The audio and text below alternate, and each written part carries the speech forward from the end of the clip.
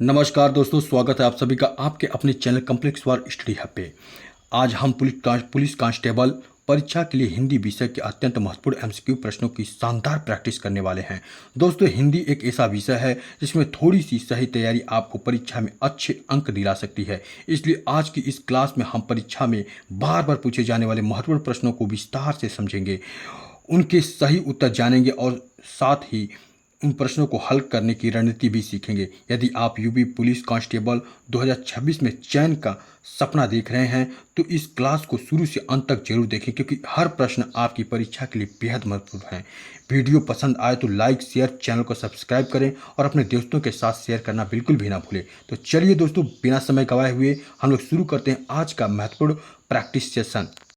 आज का आपका पहला प्रश्न है साथियों, वर्ण और उच्चारण स्थान की दृष्टि से निम्नलिखित में एक असंगत युग्म है। ह कंठ, श तालव्य, ठ मूर्धन्य, स ओष्ठ। तो इसमें सड़क स क्या है?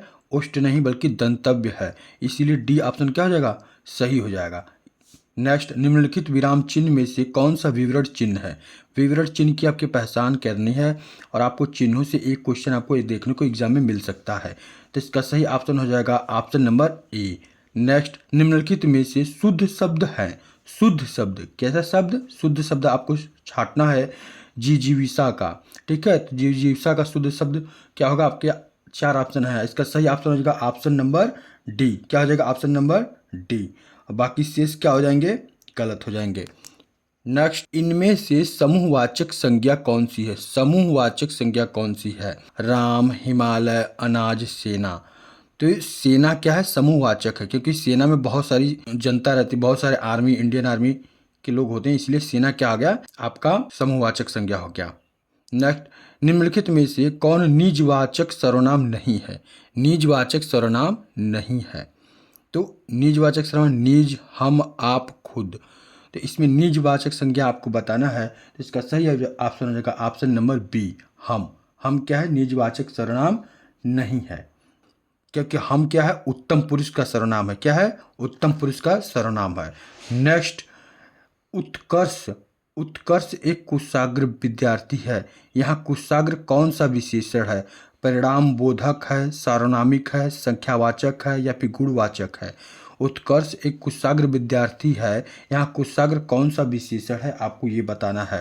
परिणामवाचक, सार्वनामिक विशेषण, संख्यावाचक या फिर गुणवाचक? तो इसका सही ऑप्शन हो जाएगा ऑप्शन नंबर डी, गुणवाचक विशेषण। आप जानते हैं कि गुणवाचक विशेषण क्या होता है? जो धर्म स्वभाव का बोध कराते हैं। ठीक है, जो संज्ञा सर्वनाम के किसी गुण, धर्म, स्वभाव का बोध कराते हैं उसे गुणवाचक विशेषण कहते हैं। कुशाग्र नया, पुराना, मोटा, पतला, भला, बुरा, झूठा, सच्चा इत्यादि, ये सब क्या है? गुणवाचक विशेषण के उदाहरण है। नेक्स्ट, प्रेरणार्थक क्रिया है। प्रेरणार्थक क्रिया कैसी क्रिया है? गिरना, बोलना, सुनाना, कहना। प्रेरणार्थक क्रिया कैसी है?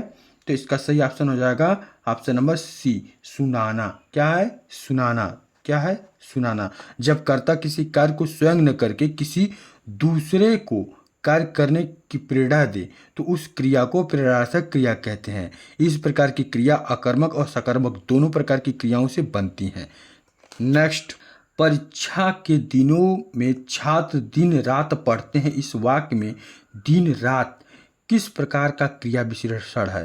परिणामवाचक क्रिया विशेषण, कालवाचक क्रिया विशेषण, रीतिवाचक क्रिया विशेषण या स्थानवाचक क्रिया विशेषण? तो इसका सही ऑप्शन हो जाएगा ऑप्शन नंबर बी, कालवाचक क्रिया विशेषण। क्या हो जाएगा? कालवाचक क्रिया विशेषण हो जाएगा। नेक्स्ट, दिए गए वाक्य विकल्पों में से रेखांकित शब्द को प्रायः एक वचन में ही प्रयुक्त होता है, उसका चयन कीजिए। ठीक है, आपको इसमें बहुत सब उदाहरण में एक एक रेखांकित चित्र लगा है और आपको बताना है कि उसका एक वचन में ही प्रयुक्त होता है। इस वर्ष उड़ीसा में बहुत कम वर्षा हुई है। आपके दर्शन से मैं बड़ा लाभान्वित हुआ। मैं आपके अक्षत को पूजार्थ ले जा रहा हूँ। आपके ओंठ तो बड़े आकर्षक हैं। तो इसमें आपको छांटना है, इसका सही ऑप्शन हो जाएगा ऑप्शन नंबर ए, यानी वर्षा। ठीक है, वर्षा जो है प्रायः एक वचन में ही प्रयुक्त होता है।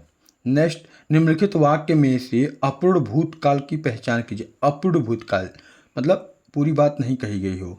रामू खाना खा रहा था, माँ खाना बना चुकी है, मुझे बाहर जाना है, हम घूमने जाएंगे। तो इसका सही ऑप्शन का ऑप्शन नंबर ए, रामू खाना खा रहा था, अभी खाया नहीं है। नेक्स्ट, वह आए तो मैं जाऊं। प्रस्तुत वाक्य में कौन सा काल है? संभाव्य भविष्य काल, हेतुमंद भविष्य काल, सामान्य भविष्य काल या फिर भूतकाल। तो इसका सही ऑप्शन का ऑप्शन नंबर बी, हेतुमंद भविष्य काल। राम आम खाता है में वाच्य कौन सा रूप है? राम आम खाता है में वाच्य का कौन सा रूप है? कर्मवाच्य, भाववाच्य, उभयवाच्य, कर्तृवाच्य। इसका सही ऑप्शन हो जाएगा साथियों ऑप्शन नंबर डी, कर्तृवाच्य। क्या हो जाएगा? ऑप्शन नंबर डी, कर्तृवाच्य। ठीक है, वाक्य में जब कर्ता की प्रधानता हो अर्थात क्रिया का लिंग वचन कर्ता के अनुसार हो तो उसे कर्तृवाच्य कहते हैं। नेक्स्ट साथियों, माँ के लिए दवा ले आओ। माँ के लिए दवा ले आओ वाक्य में रेखांकित शब्द हैं। के लिए कर्ता कारक, कर्म कारक, करण कारक या संप्रदान कारक। तो इसका सही ऑप्शन होगा साथियों ऑप्शन नंबर डी, संप्रदान कारक। निम्नलिखित में से कौन सा विकल्प तत्सम तद्भव की दृष्टि से सही नहीं है? तत्सम तद्भव की दृष्टि से सही नहीं है। पाषाण का पाहन, रात्रि निशा, शुकर सुअर, नृत्य नाच। तो इसका सही ऑप्शन हो जाएगा ऑप्शन नंबर बी, क्या हो जाएगा? रात्रि निशा। ये क्या है? तत्सम और तद्भव की दृष्टि से सही नहीं है। रात्रि शब्द का सही तद्भव रूप होता है रात। क्या होता है? रात। और अन्य जितने भी विकल्प हैं वो सही हैं। नेक्स्ट, जो संज्ञा सर्वनाम आदि शब्दों से जुड़कर नए शब्दों की रचना करते हैं वे कौन से प्रत्यय कहलाते हैं? तद्धित प्रत्यय, कृदंत प्रत्यय, संस्कृत प्रत्यय और नियत प्रत्यय। तो इसका सही ऑप्शन का ऑप्शन नंबर ए, तद्धित प्रत्यय। क्या होते हैं? तद्धित प्रत्यय होते हैं। एक तरह से परिभाषा दिया है। नेक्स्ट, निम्नलिखित में से किस विकल्प में सही विलोम शब्द नहीं है? सही विलोम शब्द नहीं है तो आपको सही विलोम शब्द नहीं है वो छांटना है। स्वजन दुर्जन, श्याम श्वेत, सृजन संहार, संक्षिप्त विस्तार। तो इसका सही ऑप्शन का ऑप्शन नंबर ए, स्वजन दुर्जन। ये क्या है? आपका असंगत यानी कि गलत है।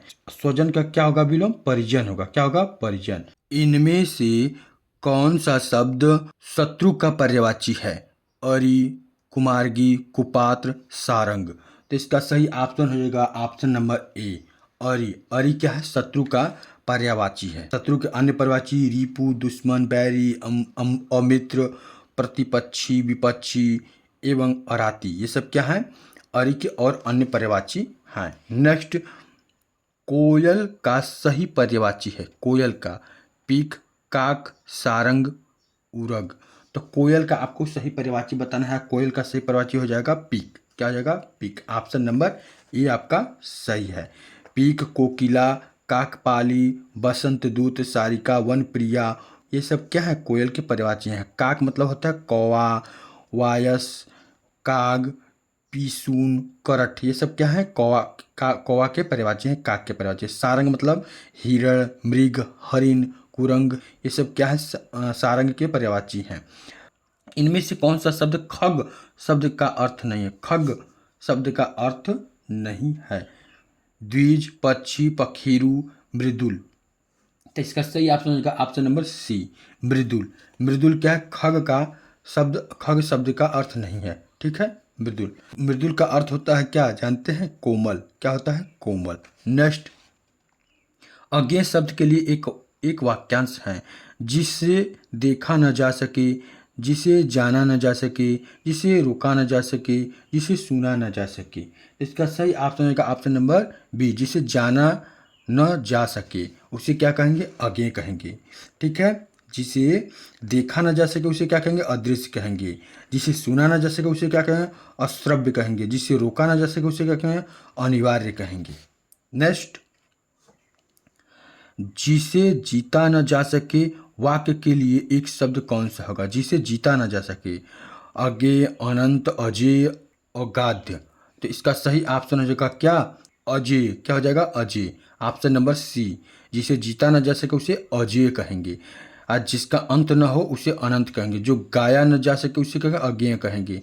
किए जाने योग्य न हो अकर्मण्य कहेंगे। जिसकी सीमा न हो और सीमित कहेंगे। जो बहुत गहरा हो और गाद्य कहेंगे। नेक्स्ट, वाक्यांशों और उसके लिए प्रयुक्त शब्द के निम्नलिखित युग्मों में सही युग्म का चयन करना है। जो स्त्री अभिनय करे उसे अभिनेता, जो व्याकरण जानता हो व्याकरणिक, आंखों से परे प्रत्यक्ष, लौट कर आया प्रत्यागत। तो इसका सही ऑप्शन होगा ऑप्शन नंबर डी। क्या हो जाएगा? ऑप्शन नंबर डी, लौट कर आया हुआ प्रत्यागत। लौट कर आया हुआ क्या कहलाएगा? प्रत्यागत कहलाएगा।